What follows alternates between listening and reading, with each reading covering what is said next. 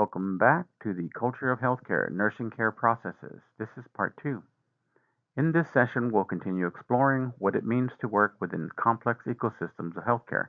We'll look closely at how care is structured within practice settings, the ways privacy laws shape the flow of information, and the professional and ethical challenges that surface in daily clinical work.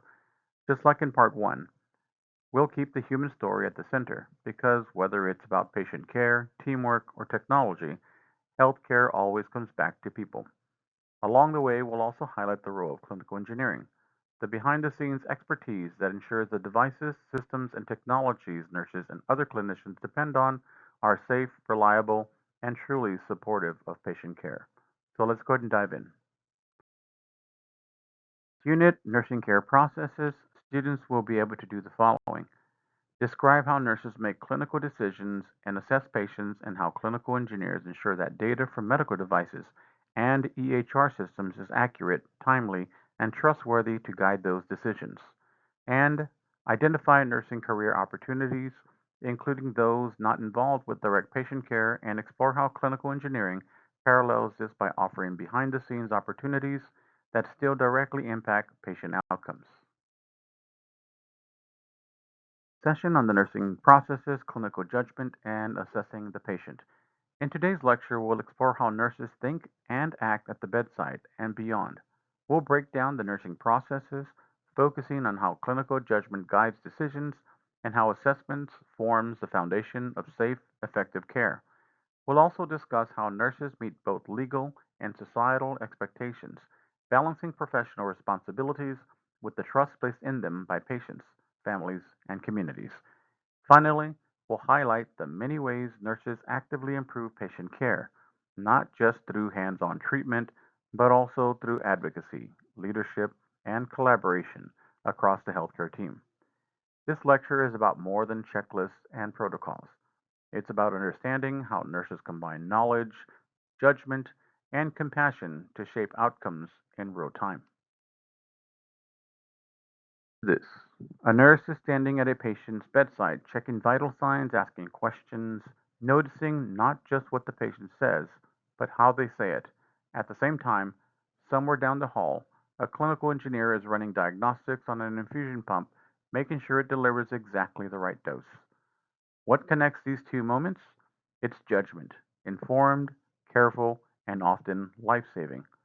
Today, we're diving into clinical judgment, a core nursing skill, and we'll explore it through a lens you might not expect: clinical engineering. In nursing, clinical judgment is the skill of putting together all the pieces: patient history, exam results, cultural values, even gut instinct to decide the best next step. It's not just about spotting systems or symptoms, it's about interpreting them in context. Think of it like how a clinical engineer approaches a medical device. Engineers don't just swap out broken parts. They troubleshoot, gather data, asking the right questions, and looking for hidden factors that could affect performance. Is the machine calibrated correctly? Is the environment affecting accuracy? Is the user interface confusing? Nurses do something very similar. They ask, what's really going on here? Then they decide on a safe, effective response, and that's clinical judgment. So, next time you think of nursing judgment as just decision making, remember it's more like engineering for the human body. It's systematic, thoughtful, and deeply human. Clinical judgment. It's easy to imagine it as purely objective. A nurse sees the facts, makes a decision, and acts. But the truth is, judgment is shaped by many factors. A nurse's education, experience, and personal values all come into play. And just like a clinical engineer, where the way an engineer was trained can affect how they troubleshoot a device, nursing judgment isn't free from influence. Here's the challenge: judgment can also reflect biases and prejudices. Maybe a nurse has had a certain experience that leads them to assume something about a patient, just like an engineer might overlook a device error if they've seen it too many times before. The key is awareness. By knowing what influences their decisions, nurses, like engineers, can adjust, question their assumptions, and aim for the most accurate, fair outcome possible. Clinical judgment isn't just about knowledge, it's about how we use it. isn't always about cold, hard facts. According to cognitive continuum theory, every judgment blends two things: intuition and analysis. Intuition is that gut feeling, the sense that something isn't right even before the data fully explains it. Analysis, on the other hand, is the reasoning, the step by step study of evidence. Nurses move between both, especially in stressful situations, where intuition often takes the lead. It's not so different from clinical engineering. A biomedical equipment technician may run tests and check diagnostics. That's analysis. But sometimes experience gives them a gut sense. This ventilator just doesn't sound right, or the calibration feels off. That's intuition, built on years of hands on practice. Both nurses and technicians learn to balance these two ways of knowing, blending insight with evidence to keep patients safe. Based decision making is the gold standard in healthcare. It's not just about what feels right, it's about bringing together three things: solid research, a nurse's own knowledge and experience, and the preferences of the patient. You'll see this most clearly in medication decisions or acute care, where the stakes are high and the evidence is clear. But in other situations, nurses often lean on colleagues because sometimes the best evidence is a shared conversation. It's a little like how biomedical equipment technicians approach repairs. They don't just swap parts, they look up service manuals, draw on past experiences, and often talk to their peers who've seen the same device behave in unusual ways. Evidence matters, but so does collaboration. In the end, evidence based decision making is about blending science with human insight to make the safest, most effective choice. Is at the heart of clinical judgment. It's about slowing down enough to ask, is this the most accurate, reasonable, and fair solution to the problem in front of me? For nurses, critical thinking is what helps avoid bias, making sure decisions aren't just based on habit or assumption. And here's the key: it gets sharper with practice and reflection. If that sounds familiar, it's because clinical engineers and biomedical technicians rely on the same skill set. When a device malfunctions, jumping to conclusions can waste time, or worse, risk patient safety. Instead, they step back, analyze the evidence, and think critically before acting. In both nursing and engineering, critical thinking isn't just a skill, it's a safeguard. A nurse is caring for a newborn in the neonatal unit. The baby is struggling to feed and the mother is feeling discouraged. First decision: the nurse gently modifies the breastfeeding recommendations, suggesting shorter, more frequent feeds paired with skin to skin contact to support both mother and the child. It's a small adjustment, but one that could make the difference between frustration and thriving. Later that same shift, the infant develops breathing difficulties. The nurse must choose the safest intervention, one that stabilizes the baby without causing additional stress or harm. It's a moment that demands clinical judgment, balancing knowledge, experience, and compassion. Now step into the same room from another angle. A biomedical technician is checking an infant's incubator. He hears a faint hum that doesn't sound right. His decision is guided by the same core question as the nurse's: what keeps this patient safest? He troubleshoots carefully, ensuring the equipment is reliable for the fragile life it supports. In the end, whether it's a nurse making bedside decisions or an engineer fine tuning the machines, clinical judgment always circles back to the same goal: protecting the most vulnerable. 5 step nursing process to life with a story. Imagine a nurse caring for Mr. Ramirez, a patient recovering from surgery. Step 1 is assessment. The nurse notices his vital signs are stable, but he looks uncomfortable and keeps shifting in the bed. She asks questions and learns he's in pain and hasn't slept well. Step 2: diagnosing the problem. Based on her findings, the nurse identifies two key issues: acute pain and risk of poor healing if he can't rest. Step 3 is creating a plan of care. Together with the healthcare team, she decides on interventions, adjusting his pain medication, teaching him relaxation techniques, and ensuring he's positioned more comfortably. Step 4: implementation. The nurse gives the medications, helps him reposition, and guides him through a few deep breathing exercises. And then comes step 5: evaluation. An hour later, she checks back. Mr. Ramirez reports his pain has eased and he finally managed to sleep. The plan worked, but if it hadn't, she would have reassessed and adjusted. This cycle, assess, diagnose, plan, implement, evaluate, is the heartbeat of nursing. And here's where it connects to clinical engineering. Think about a biomedical technician troubleshooting an infusion pump. They check the device, identify the problem, plan the fix, carry it out, and test it again. Different tools, same mindset. A structured process to protect safety and improve outcomes. The nurse process begins with assessment, and it's more than just the checklist. Take Elena, a nurse meeting her new patient, Miss Harris, who was admitted with a shortness of breath. Elena starts by asking questions. When did it begin? Has it gotten worse? Then she looks at the physiological data, the oxygen levels, heart rate, and breathing pattern. She doesn't stop there. Elena examines the patient, noticing that Mrs. Harris is sitting upright, shoulders tense, trying to ease her breathing. Mrs. Harris has a history of asthma, but she's also been under stress caring for her husband at home. Finally, Elena thinks ahead, checking the family's educational needs. If Miss Harris is admitted, will her husband know how to manage at home? What teaching might prevent another crisis? It's detective work, really, gathering clues, connecting dots, and seeing the bigger picture. And just like a biomedical technician, listening for a machine's faint rattle or checking data log before repair, nurses know that a thorough assessment is the foundation for every safe decision that follows. Mrs. Harris, the nurse has plenty of information. Now comes the next step, diagnosing. Unlike a doctor's medical diagnosis, which might label her condition as asthma or pneumonia, a nursing diagnosis focuses on how Mrs. Harris is responding to her illness.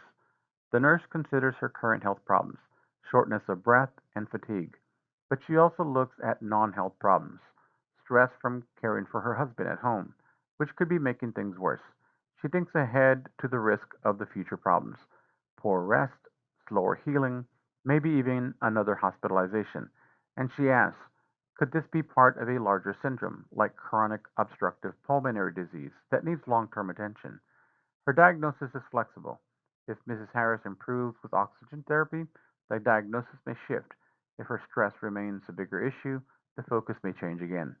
It's a living process, always adapting, much like how a clinical engineer troubleshooting a device might refine their diagnosis as new data comes in. The initial problem might look like a simple collaboration error, but deeper investigation could reveal an electrical fault or a user interface issue. For both nurses and engineers, diagnosis is not the final word. It's a working theory that evolves as responses change. Assessing Mrs. Harris and forming a nursing diagnosis, the next step is planning. This is where the nurse shifts from identifying problems to charting a way forward. First, she prioritizes. Miss Harris's shortness of breath is the most urgent issue. Fatigue and stress are real concerns, but breathing must come first. Then, she sets short term goals. Stabilize oxygen levels, and help Miss Harris get a restful night's sleep. And she looks ahead with long term goals, managing stress, preventing another hospitalization, and teaching strategies for home care. But planning isn't done in isolation. The nurse discusses the plan with Ms. Harris, with the respiratory therapist, and with her physician. Everyone's perspective matters, and she makes sure her resources are available. Is oxygen therapy accessible on the unit? Can social services step in to help with home care needs? In many ways, this mirrors how a biomedical engineer approaches a repair plan. You don't fix it you right away. You think about long-term reliability, coordinate with the care team, and ensure tools and parts are in place before the work begins. Planning is about turning information into a strategy, and that's realistic, collaborative, and that's centered on the patient's needs. Matters if it's carried out, and that's where implementation comes in. For Ms. Harris, the nurse involves her directly in the process. Together, they set up the oxygen therapy. The nurse shows her how to position herself to breathe more easily and teaches relaxation techniques to help manage stress. Implementation isn't just about doing things to the patient, it's about working with the patient, helping, teaching, counseling, and monitoring along the way. And every action is recorded. The nurse notes how Mrs. Harris responds to the oxygen, whether her breathing improves, and whether she's getting the rest that she needs. It's a hands on stage where care moves from paper to practice. And in a similar way, clinical engineers know the importance of implementation. A repair plan means nothing until the adjustments are made, the equipment recalibrated, and the results observed. Both nurses and engineers understand safety comes from not just designing a plan, but bringing it into life step by step and always with the end user in mind. Plan comes full circle with evaluation. For Mrs. Harris, the nurse checks back after the interventions. Is her breathing easier with oxygen therapy? Is her fatigue improving after some rest? And just as important, how does Miss Harris feel about the plan? If her health changes, the plan changes with it. If resources shift, like medication availability or family support, the nurse adapts again. Evaluation isn't a one time event, it's ongoing, always asking, is this working? In fact, the nursing process is a cycle. Each evaluation leads back to reassessment, creating a loop of constant improvement. And here's where the parallel with clinical engineering shines again. When a biomedical technician repairs a device, the job isn't finished until the equipment is tested and retested under real conditions. If something's still off, they don't stop. They go back, adjust, and refine. For both nurse and engineer, evaluation is about accountability. It's the promise that the work doesn't end until the outcome is safe, effective, and reliable. Has always placed strong expectations on nurses. We picture them as caring, nurturing, and sometimes even self sacrificing. It's part of the image. The nurse at the bedside, steady and compassionate no matter the hour. But the reality is more complex. Beyond compassion, nurses are also expected to follow strict protocols, keep up with every changing regulation, and stay sharp in their specialty. A warm heart is not enough. Nursing requires constant learning and precise practice. And this dual expectation to be both endlessly human and flawlessly professional creates a tension many nurses feel every day. In some ways, clinical engineers and biomedical technicians share a similar challenge. Society rarely sees their work, but they are expected to deliver perfection. Devices calibrated, machines running, safety guaranteed for both users, nurses, and the engineers. The unspoken expectation is the same: do your job with both skill and dedication because lives depend on it. Clinical skill, nurses also carry heavy legal responsibilities. Two of the most important are informed consent and patient privacy. Imagine Mrs. Harris is scheduled for a diagnostic test before it happens. The nurse explains the risks and benefits, what the test can show, and what discomfort or complications might come of it. That's informed consent. The patient has the right to know and the right to agree or refuse. Then comes privacy. Under the law known as HIPAA, Mrs. Harris's health information must stay confidential. Her diagnosis, her medical history, even details of her conversations with the nurse are protected. For nurses, this isn't just paperwork, it's about trust. Patients open up about fears, habits, and histories because they believe their information is safe. Breaking that trust can harm not only the patient, but the entire care relationship. And here's a subtle link to clinical engineering. Just as nurses safeguard patient data, biomedical equipment technicians safeguard the systems that store and transmit it.